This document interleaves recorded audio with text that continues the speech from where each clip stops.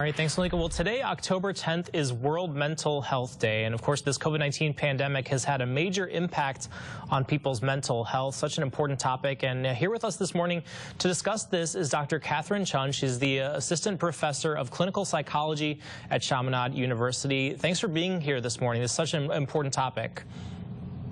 Thank you for having me. Absolutely, and I think, especially with this last year, that we've had, a lot of people are kind of grappling with this. Are you seeing more people actually seeking professional help, and when should you seek professional help? Absolutely.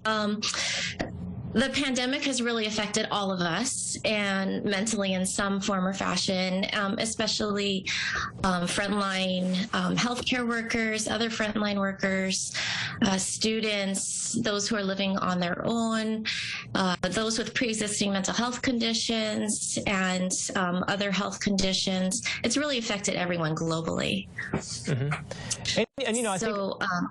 Oh yeah, and I was going to say, kind of, especially last year, I think it was like a lot of us thought this might be over by now, and kind of mentally you sort of prepared. All right, it's good. There's a light at the end of the tunnel, and then it's like it just seems to be longer and longer. How do you deal with just that ongoing stress? It's true. It's true.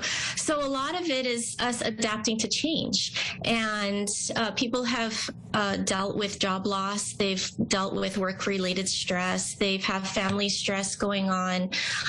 People helping their children with learning in the home, and then adapting to being back at school. People are dealing with social isolation and all different issues coming up for folks. So the key there is really seeking help. And, and everybody handles things differently, too. So, I mean, you kind of have sort of two different types of people. You have the people that might be a little more introverted and they might be worried about going back outside and contracting the virus or getting back out there again. And then on the flip side, you have the super extroverts that hated lockdowns, and they're just like, I want to get out and socialize and do what I enjoy.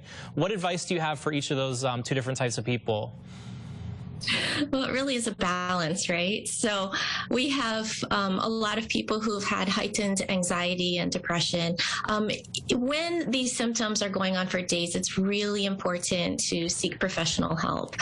So there are counselors, there are psychologists, licensed social workers, there are school psychologists, school counselors, clergy people who are out there to help. It's really easy actually to access help these days, because there are folks offering services pro bono.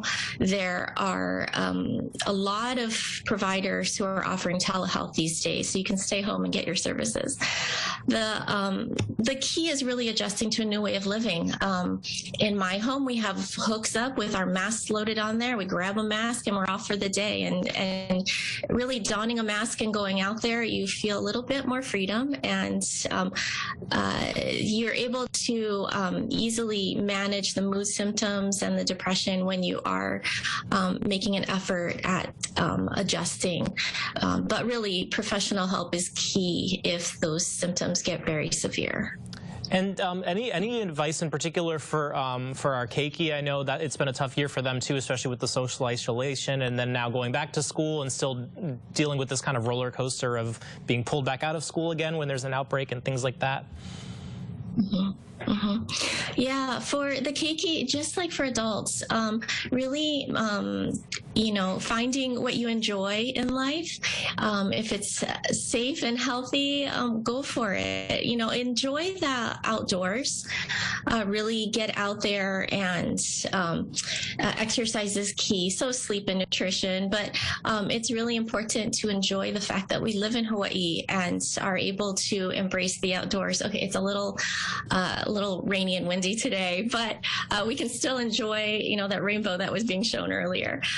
We can enjoy hiking and being in the ocean, and finding ways to decompress throughout the day. For the keiki, there are a lot of different ways to connect with friends that you can do, even if you can't see them in person so much. But getting back